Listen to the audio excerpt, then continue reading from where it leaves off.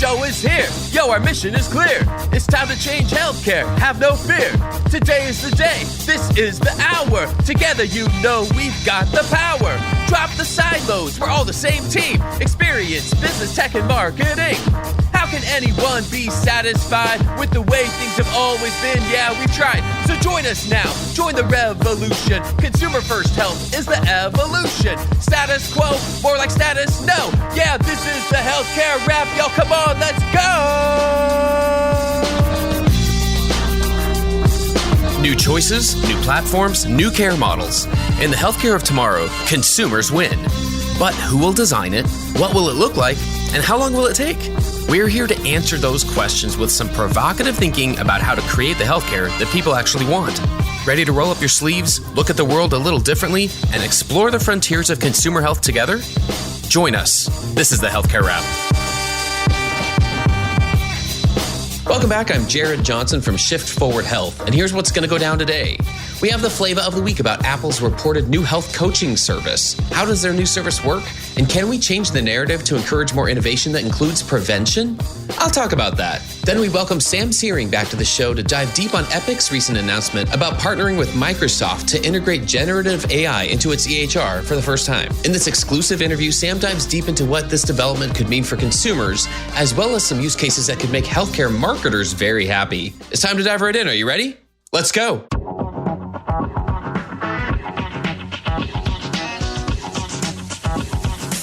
Flavor of the week. Apple continues to remind us that there's more to our health than just sick care. Their latest reported venture in health is a plan to offer an AI-powered health coaching service. According to Bloomberg, Apple is developing the coaching service to help users stay motivated to exercise, improve their eating habits, and sleep better. The idea is to use AI and information from a user's Apple Watch to develop coaching programs specially tailored for them.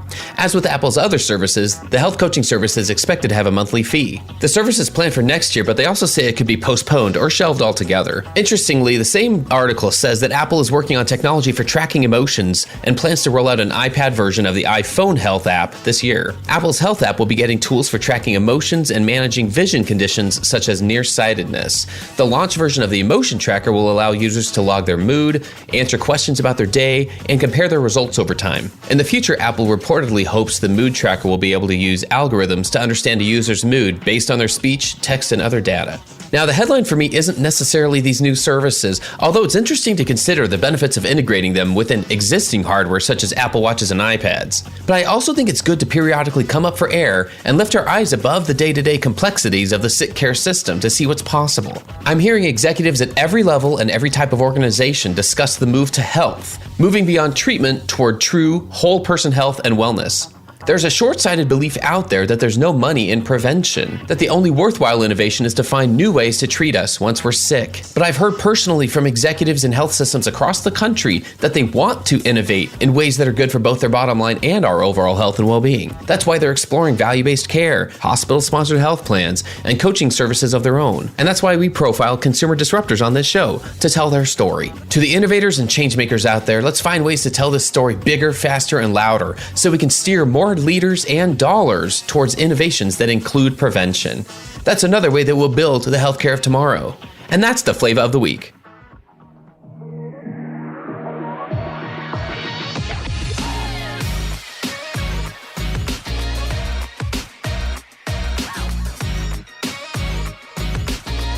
The flow. All right, everyone, let's get back into the flow. Give it up again for Sam Searing. He's a product manager for Epic. Cheers. Sam, welcome back to the Healthcare Wrap. Great to be back, Jared. Always a pleasure to join you on the Healthcare Wrap. I'm serious. It's one of these things. I like to tell people they can take it as a badge of honor when they're a return guest, not just because it's a smaller group of guests, but I like to think we're giving a lot for our listeners, a lot of value there, and it just gives them a chance to get to know you better, which always starts with a good place of introduction. Last time I had you on pretty recently, we had a great discussion about Epic Cheers and gave kind of an inside tour there. It's always fun to see people in person when you and I were able to reconnect at HMPS in person. I noticed something really cool about the Epic booth, and it was really unique. I guess I've just been involved in marketing long enough. I've seen a lot of booths here and there. This is the first one I've seen with the decor of your booth. Would you mind describing that for those who didn't happen to be there in person and experience it? Yeah, absolutely, Jared. Here at Epic, we have kind of one of our corporate philosophies is do good, have fun, and make money. And so very much the booth that we bring to different conferences is very much in that have fun vein. So for those of you who are unfamiliar, here at Epic, we are in Verona, Wisconsin, just outside of Madison. And we actually originally, all of our land was Wisconsin farming land. And so we took that as inspiration for the artwork and design of the booth that we have. So we have pictures of cows and pigs. We have a little rooster statue that's part of our booth. So it's really kind of infusing that element of fun and a little bit of history of Epic into that booth. Well, what I really loved is that it felt authentic, right? It wasn't trying to be trendy with it. It was trying to just be authentic about it. And I think that's actually what really worked there. So there's not a lot of times I ask people to describe their booths for me. So just know that was something that stood out. I thought it was great. I'll make sure to share that with our events team. They do an excellent job at helping us out and really sharing our message. Outstanding. All right. Well, so Sam, that gives us an opportunity now just to dive in a little bit deeper in terms of getting to know you a little better. What would you like our listeners to know about you personally and professionally? Yeah, so just to share some of the things maybe from last time as well. Been at Epic now for 10 years. Started off working in our analytics division, helping organizations get value out of their data. And I had the pleasure at that time to start getting to work on patient experience. And so that's what led me now into my work at CRM here at Epic, where I work across all of our different teams, from research and development to quality assurance to implementation to ongoing technical support, to make sure that our community members are as successful as possible, maintaining and building their relationships with their patient populations using our CRM capabilities. When it comes outside of the professional life, I've got 2 young boys, 3 and 1 right now, that definitely are the reason that I wake up early in the morning, is to make sure that they're getting out the door, and definitely love to be able to cook for my family and be able to do different outdoor activities with them. So a little bit more on the personal side. Very nice. I love knowing just a little bit about that, and awesome to have the couple of boys there in the family and the household. So a lot of fun sounds like in life there. I'm going to need your recommendations and advice as they're getting older, Jared. Well, as soon as I figure the parenting thing out, I'll let you know. We could go on all day there. But one other thing I've been asking a lot lately, which is really interesting to hear how people address this question. But I'm just curious, we've been asking about what a good piece of career advice is that people have received along the way. And it's been interesting hearing just from different standpoints, people at different parts of their career journeys. But there's always something or multiple things that have stuck with people along the way. Is there something that comes to mind when I say, like, hey, what's one of those pieces of career advice that's just stuck with you? Yeah, that's an interesting one, Jared. I think for me, the best advice that I was ever given was be the best version of you possible. So, of course, in corporate environments, you always want to be comparing yourself against the guy across the hallway or the girl who works at another company. But it's very traditional way of thinking of improving yourself. And so that's why the advice of being the best version of you was so impactful for me, because it allows me to refocus my work on just being better than who I was yesterday.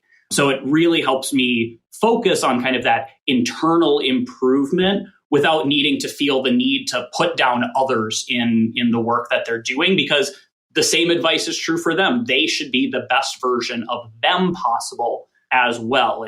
Individual success is not dependent on the failure of another. Yeah. Oh, that's such a good piece of advice here. And I like to just think team building in that way of recognizing everyone has a part to play, and it's a different part for every single person. And so when you think about in the way you just described, it allows you the freedom and the empowerment, hopefully, in someone's environment to be able to play that part to the best of their abilities. And so realizing that there is strength in that diversity of a team, it just goes such a long way. I love that. So good. Okay, so Sam, I want to dig in here a little bit with you because there's been some news out there, to say the least. What a lot of people were talking about was on the first day of HIMSS here, because Epic made a big splash when they announced that they're working with Microsoft to integrate generative AI into its EHR software for the first time. Let's dig into this a little bit. What can you tell us about the announcement? Yeah, so as folks probably saw a couple of weeks ago at HIMSS, we announced that we were embedding GPT technology, generative AI technology, directly into the Epic platform. And we were actually live with 2 organizations in production with generative AI use cases for healthcare.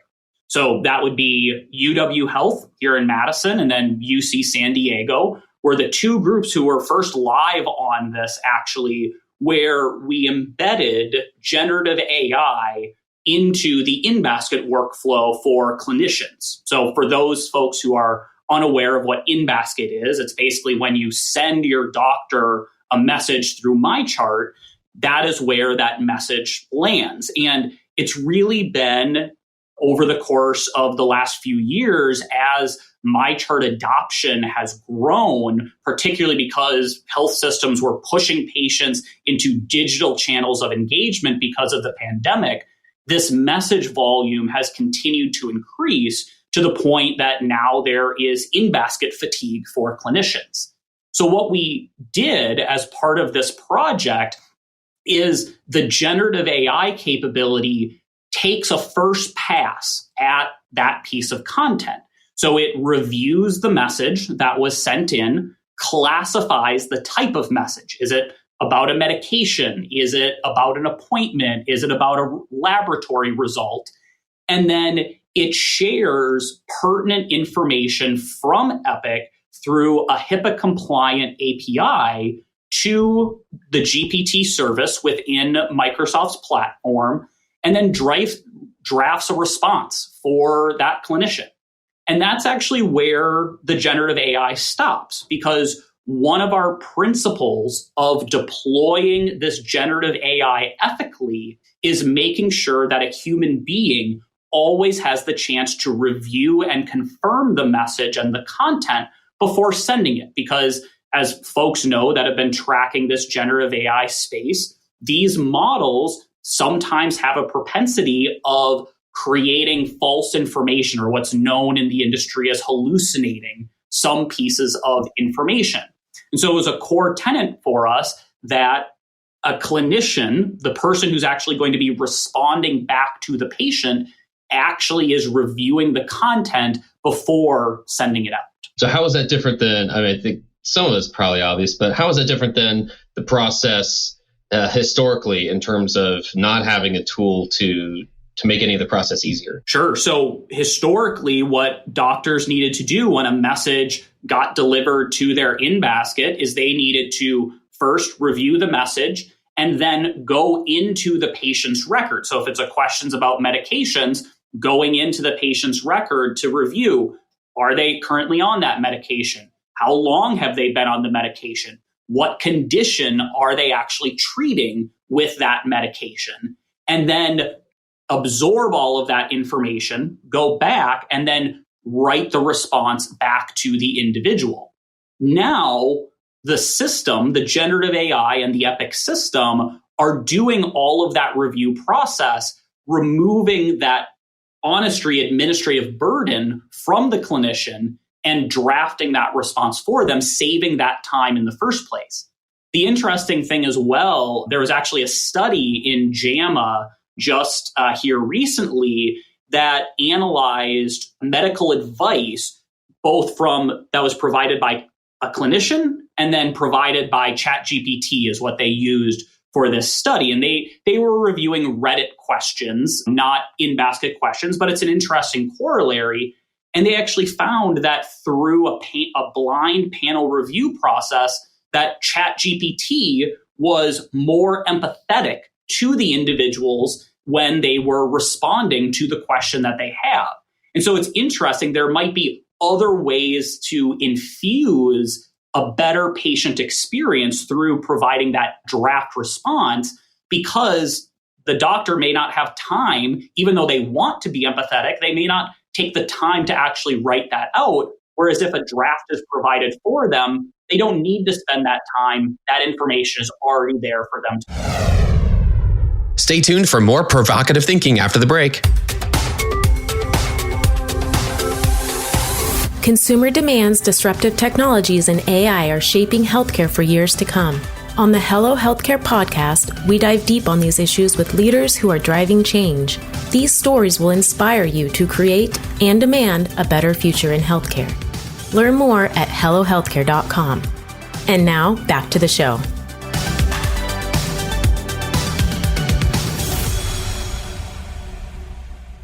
I see. Yeah, that's quite an evolution there. Well, I know we like to look at headlines like this, big announcements, through the consumer's lens as well. But what do you think this development means for consumers? Especially, we can just use that same use case of in-basket messages, which ends up answering, that's engagement with a patient or consumer at the end of the day. What do you think this development could mean for consumers who are out there asking for an easier experience? They just want everything to be a little simpler in how they engage with the health system. What are the possibilities here? I mean, I think it's just simply going to make that experience for the clinician, in taking the in-basket example here, it's going to be making it easier for them to actually get through the volume so that patients can get a quick response to whatever sort of clinical need that they might have. Now, of course, we work with our community members to try to automate or provide self-service options for these capabilities as much as possible. But at the end of the day, sometimes it just requires a clinician to do it. And so if we can speed up that process and that patient, that consumer, can get a quicker response and then have that peace of mind of whatever that response is, that's where I see that benefit of having a more pro-consumer first approach to providing that messaging. Well, I'm going to support that. I think any step in this direction is a good one. And I think being able to sit here and say, like, that's the goal, that's part of this. Ideally, this also makes life easier for the clinician. I mean, that's always the goal here, right? I've known occasionally there's some pushback when we say, how are we putting consumers' needs first? Because there's just this knee-jerk reaction sometimes of clinicians saying, well, does that mean my needs come last? And absolutely not. The goal here is to make the healthcare experience easier for consumers without making it harder for anyone else, including clinical teams. And so there is that sweet spot. It's just not talked about as much. And so, I feel like this is moving in that direction towards that sweet spot, making it ideally easier for the clinician as well, for the care team. So I think it's fantastic there, because that's what we're looking for. We're looking for just more steps in this direction. So I think it's great. Another audience that we talk about a lot here is marketers, and I think there are major implications there as well. What do you think here? I feel like this is like a blue ocean here. This is a whole new realm of possibilities. Are there any use cases that could benefit marketers that you could talk us through? There's a lot kind of in this space, Jared. You're definitely right. This is kind of a new greenfield moment for us as an industry to really take a leap forward and, quite honestly, align with what marketers outside of healthcare are grappling with as well. It's the same greenfield opportunity that they're dealing with. And there definitely are use cases that we're thinking about here at Epic of how marketers will be able to use generative AI to their benefit as well. So one of them that we are prototyping currently, that we did actually share at HIMSS as well, is creating a conversational interface to our self-service analytics capabilities in Epic. Now, that may not sound like something that a marketer would immediately want to do, because maybe it's more of a clinician wanting to have those conversations, or a revenue cycle leader wanting to have those conversations with the data. But the use case that we're seeing from a marketer's perspective is being able to have a conversation to identify who are qualified individuals that we should be engaging in outreach. So being able to simply ask how many individuals are overdue for their mammography, and then find me those individuals that live in the zip code where we have available mammography volume, and then split that out by individuals that have a family history of breast cancer so that we can target those more high priority individuals first. And all of that will be able to be done through text prompts. So you'll just be able to talk to your data to build these target segments that you are wanting to engage as a marketer. The other is in a pretty high labor area for marketers is in content generation. Being able to let generative AI take a first pass at your content. So for example, once I have that population of individuals that we want to come in for their mammography, asking it to take a first draft of email content, my chart content, and text message content. And then just like what we did with InBasket, providing that as a draft for a marketer to review that content before deploying out that engagement campaign. So those are a couple of the areas that we're thinking through of how generative AI could be used. And where we see the benefit is because of that HIPAA compliant API that we are using, we can share additional information like an individual's appointment history, like the procedures that they've had, in order to truly create that one-to-one personalization for that individual that we're reaching out to. I think the most important thing, Jared, goes back to that philosophy that we're taking from an ethical standpoint, that there still needs to be a human being in the loop as part of this work.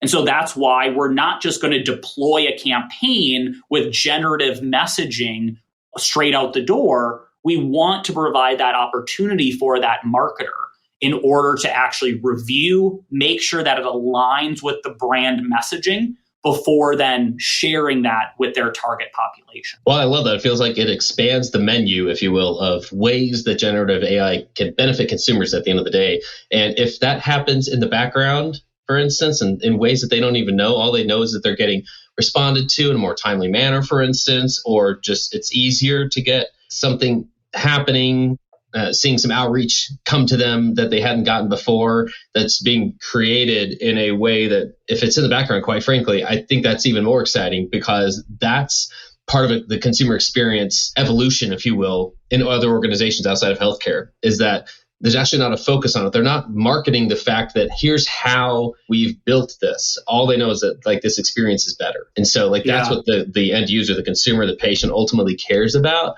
And I think that's just a perfect example there. What excites you the most about using new technologies like this in healthcare and their possibilities? Boy, there's so many, Jared. I would personally say there's the adage of in healthcare of practicing at the top of your license. And most of the time that's talking about nurses on the floor in the hospital or doctors in the exam room.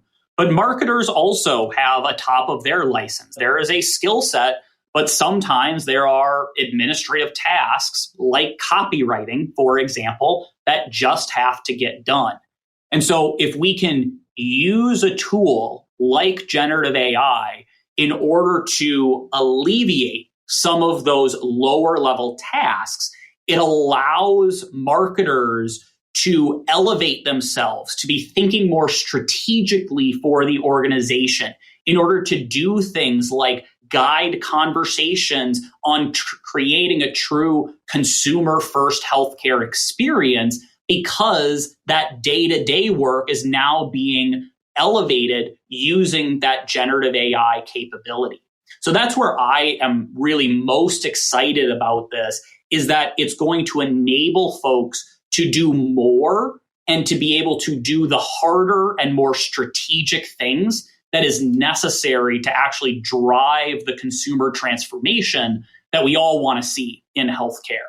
And to your point, Jared, that you were talking about earlier, I really like to think of consumer transformation. The end state is creating magical consumer experiences. And some of the best pieces of magic that you think about you're just in awe of the experience, but you had no clue how the magician actually did that trick. You just know that you were entertained and you had a great experience. I think the same could be true here, is that the technology should just be in the background. It should just be creating these magical experiences, and that the consumer, that the patient, doesn't need to know what actually happened to make that magical experience a reality. I agree. What about the flip side of that? What do you think are some of the greatest challenges with implementing these technologies? I think it's going to be kind of on the other side of it is some groups have built themselves as this specific job function that generative AI is only going to continue to get better and better and better at. And so it's making sure that we bring along those people, because AI is not going to replace people. People who use AI are going to replace people who do not use AI. And so it's making sure that we're bringing these folks along so that they're also receiving the benefits of these new capabilities. And I think the other side of it is what kind of I already discussed, is that we want to make sure that we are deploying these tools in the right places so that we're not creating misinformed interactions. We don't want to be providing poor medical advice to an individual because a generative AI model hallucinated information because it doesn't actually know the truth at the end of the day. And so it's making sure that as a collective industry, we are being deliberate where we are rolling out these capabilities so it doesn't negatively impact that patient care experience. Well, I can't wait for one to see the QA processes evolve to account for all of the things that can happen within and without the guardrails happening. Again, I just liken it to the process of getting healthcare organizations set up on social media for the first time. And this was, 10, 12, 15 years ago. And that was quite a process. The policies and guidelines were just tedious to come up with. It's funny. It's almost meta, like now thinking of being able to use ChatGPT, for instance, to create the guidelines and do the writing of the policy, at least take a first pass at it. That would be so meta. But I digress. And Jared, there are so many ways that this is going to evolve. I mean, we weren't even talking about generative AI 6 months ago. It wasn't even a topic of conversation in healthcare. And now it's everything that everyone wants to be talking about. And so we're going to continue to see this evolve over time. The thing I'm really excited for is everything we've been talking about here has been text generation is what we've been talking about. But I think that the evolution that we're seeing in image generation and the kind of just budding capabilities in video generation is going to have massive implications, maybe not this year, but over the next 5 years of how marketing departments are thinking about how they're building their content and how they're connecting with consumers. Ooh, yeah, great thing to think about. Well, any final thoughts here, Sam? Anything else that you'd like to share with our listeners that we haven't mentioned yet? I mean, it's always a pleasure, Jared, joining the podcast. And I think just the pieces that we've been talking about here is we're in the early stages of generative AI. And so it's making sure that we're all together being deliberate and moving in the right direction, but still keeping in mind that it's all about improving the consumer experience, the patient experience, and the clinician experience. Fantastic. Well, I know some of our listeners will want to connect with you and might have questions here. What's the best way for them to reach you? Yeah, best way is through LinkedIn. If you're looking for Sam Searing on LinkedIn, just look for the one with the bow tie. Always happy to connect with folks and continue the conversation. Outstanding. Well, that's a wrap for this episode. I've had the pleasure of speaking with Sam Searing from Epic. Thanks again for joining us today. Thanks for having me. Thanks for tuning in. If you like what you heard, please spread the word. Tell your colleagues to tune in for all the awesomeness, then leave a review on Apple, Spotify, or wherever you listen. This show is produced by Shift Forward Health, the channel for changemakers. Subscribe to Shift Forward Health on your favorite podcast app, and you'll be subscribed to our entire library of shows. See our full lineup at shiftforwardhealth.com. One subscription, all the podcasts you need, and it's all for free. And remember, we might have a lot of work to do in healthcare, but we'll get there faster together. Thanks again.